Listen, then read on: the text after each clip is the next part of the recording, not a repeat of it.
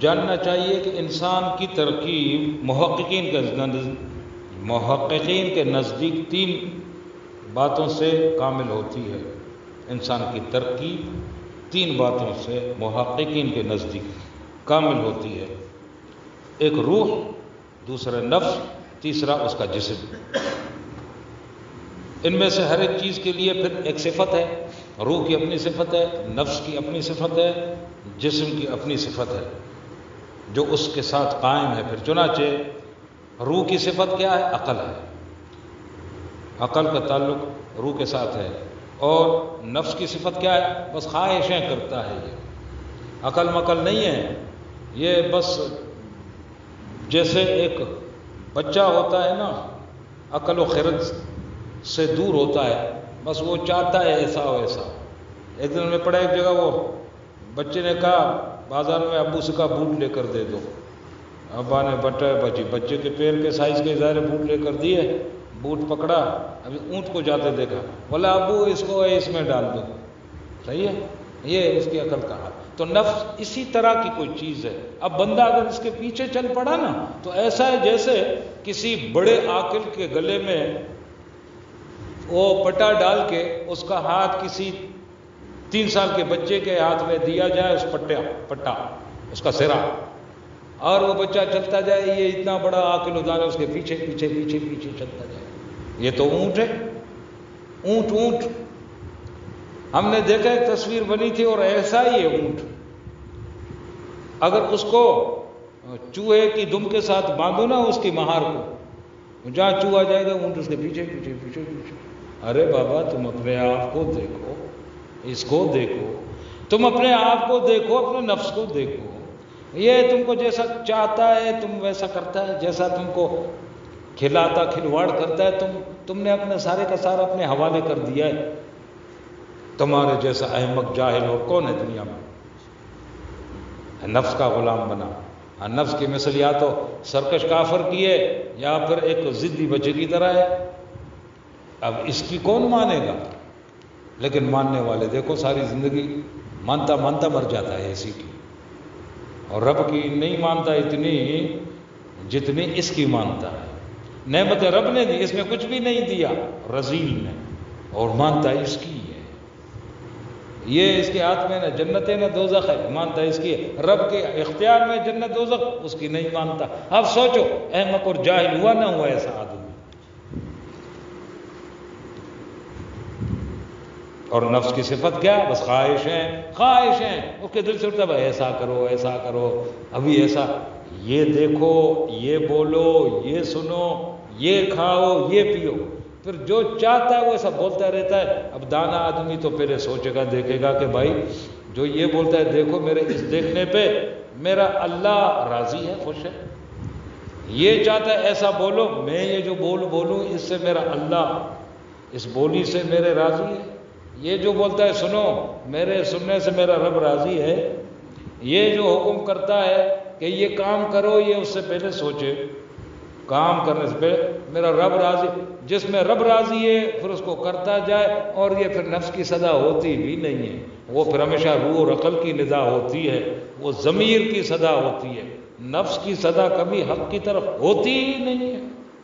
اس لیے نفس کے غلبے کی سبب سے آدمی کا حال یہ ہے کہ عبادات میں وہ تندہی، وہ جان اور دل و جان سے جو لگن ہے وہ بندہ نہیں کر پا رہا، نفس کے غلبے کی وجہ سے۔ روزے رکھ رہا حرص کے ساتھ، بازار نکلے گا افطاری میں حریص نگاہوں سے یہ پینے کھانے کی چیزوں کو دیکھتا لیتا جاتا لیتا ڈھیر اپنے سامنے رکھ کے پھر اس کو دیکھ رہا ہے، اذان کا انتظار ہے۔ اسی سے سمجھنا چاہیے بھائی یہ کیا ہے، یہ عبادات کیسی ہے، کیسا روزہ پر رکھنے کا مقصد کیا ہوا؟ یہ اللہ نے جو بھوکا رکھنے کی جو پریکٹس دی ہے وہ اس لیے دی کہ شام کو پھر پیٹ کو اپنے بالٹی بنا بھری ہوئی، کیا نہ تو پھر تو مقصود فوت ہو گیا۔ لیکن کیا وہ نفس کا جو روزہ ہوا نا، نفس کی جو نمازیں ہیں وہ پھر سمجھنا چاہیے۔ وہ صوفی نظیر کبھی کبھی کیا پیاری بات کرتا ہے، نفس ساتھ ہے نماز میں کھڑا ہے، نفس ساتھ ہے نماز میں کھڑا ہے۔ اور جب نفس ساتھ ہے تو نماز میں کیا کھڑا ہے؟ بس بت کھڑا ہے، وہ خود کیا کھڑا ہے؟ وہ نفس اندر اس کے پھر بھی اور بھی نہ جانے کیا کیا فلمیں چلا رہا ہے، سچی جھوٹی برائی بری.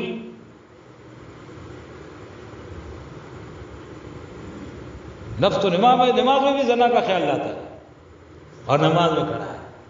اس لیے صوفی نے کہا نفس ساتھ ہے، نماز میں کھڑا ہے. بابا جب نماز میں کھڑا ہے تو نفس کا گلا کاٹ دو، اپنا گلا کاٹ دو. اگر نفس کا گلا کاٹنا نہیں آتا پھر بات بننے پہ آتی ہے. یوں آدمی نمونہ ہے کل عالم کا، کل عالم کا. اور عالم نام ہے دو جہاں کا، ایک یہ جہاں جو ہماری آنکھ کے سامنے، ایک وہ جہاں جو ہمارے کئی جاننے والے چاہنے والے پیارے رخصت کر کے چلے گئے جس جہاں میں، ایک وہ جہاں جو ہماری اس وقت آنکھوں سے اوجھل ہے، پوشیدہ ہے، غائب ہے. ان دو جہاں کا مرکب گویا ہوا ہے ایک انسان. اور نفس جیسے اس نے سرکش چھوٹے ضدی کافر بچے کا غلام بنا ہوا کرتا ہے، اپنی اشرفیت کو، اپنی افضلیت کو نہیں دیکھتا، اپنے شرف کو بھول گیا. پھر کیا ہوا؟ شیطان بھی شرما جائے اس سے. حد ہو گئی. کبھی کبھی ایسے اعمال انسان کے دیکھ کر شیطان بھی شرما جاتا ہے. وہ بھی اتنے میں نہیں کر گزرا ہوا ہوتا ہے، سجدہ ہی نہیں کیا نا رب کو، اس نے حکم نہیں مانا ایک بس.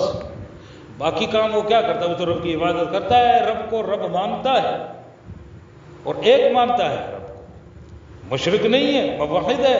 ہاں دنیا کو شرک میں ڈال کر دوزخ میں اپنے ساتھ لے جانا چاہتا ہے، کیونکہ اس کے لیے تو مقدر ہے ہی.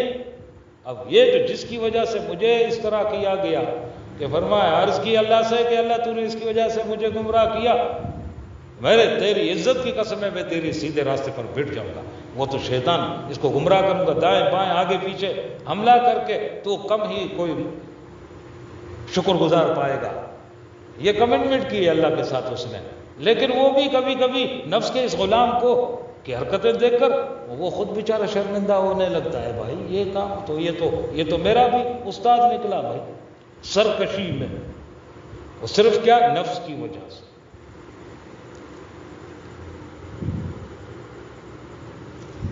پھر فرمایا یہ نماز کی اذان کا وقت ہو گیا، عنوان پورا نہ ہو سکا آج. سبحان ربک رب العزت عما یصفون وسلام علی المرسلین والحمد للہ رب العالمین.